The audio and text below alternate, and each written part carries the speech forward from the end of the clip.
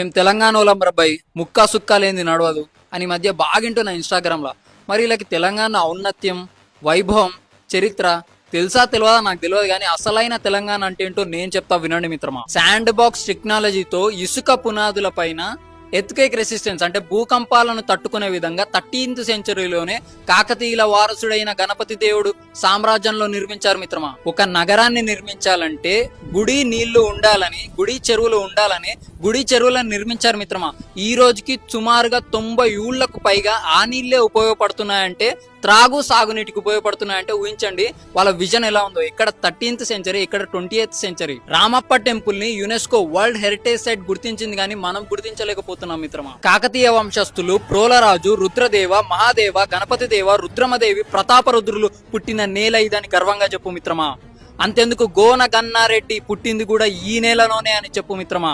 జల్ జంగల్ జమీన్ అనే నినాదంతో నిజాం సర్కార్ కి, బ్రిటిషర్స్ కి ఏకకాలంలో వ్యతిరేకంగా ఉద్యమం విస్ఫోటనంలా ఎగిసిన క్రాంతికార గిరిజన యోధుడు కొమరం భీం పుట్టిన నేల ఇదని గర్వంగా చెప్పు మిత్రమా. భూమి కోసం, భుక్తి కోసం, విముక్తి కోసం కొడవలి పట్టిన వీర వనిత చాకలి ఐలమ్మ గారు పుట్టిన నేల ఇదని గర్వంగా చెప్పు మిత్రమా.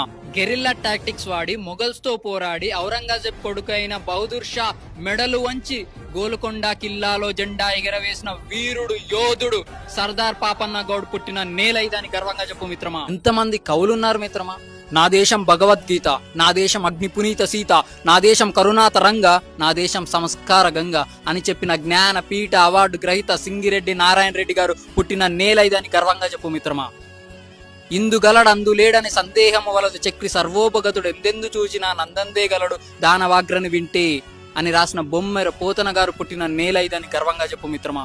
నా తెలంగాణ కోటి రతనాల వీణ అని చెప్పిన దాశరథి కృష్ణమాచార్య గారు పుట్టిన నేల ఇదని గర్వంగా చెప్పు మిత్రమా. ఇంకో 4 వారాల్లో దేశం దివాలా తీస్తుందన్న సమయంలో ఆర్థిక సవరణలు చేసి సోషలిస్ట్ ఐడియాలజీ నుంచి క్యాపిటలిస్ట్ ఐడియాలజీగా మార్చి ఆ అధిక పన్నులు తీసేసి మీకు ఫ్రీగా ల్యాండ్ ఇస్తాం, కరెంట్ ఇస్తాం, ట్యాక్స్ కూడా 10-15% కడితే చాలు, కానీ కంపెనీలు పెట్టండి అని ఆహ్వానించి దేశ ఆర్థిక వ్యవస్థని నిలబెట్టిన మాజీ ప్రధాని పివి నరసింహారావు గారు పుట్టిన నేల ఇదని గర్వంగా చెప్పు మిత్రమా. తెలంగాణలో ఎన్ని నదులు, వాగులు, జలపాతాలు ఉన్నాయి. గోదావరి, కృష్ణ, భీమ, మంజీర, డిండి, ప్రాణహిత, తుంగభద్ర, మున్నేరు, పాలేరు, పెనుగంగ, పైర, తాలిపేరు, ఇలా చాలా ఉన్నాయి చెప్పుకుంటూ పోతే. తెలంగాణలో ఎంత ఖనిజ సంపద ఉంది.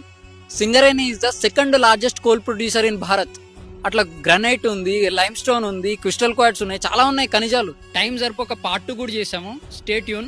లాస్ట్ బట్ నాట్ లీస్ట్, తెలంగాణలో మరబ్బాయి అనే చెప్పే దాంట్లో ఈ చరిత్ర తాలూకా గర్వంగా అనిపించాలి.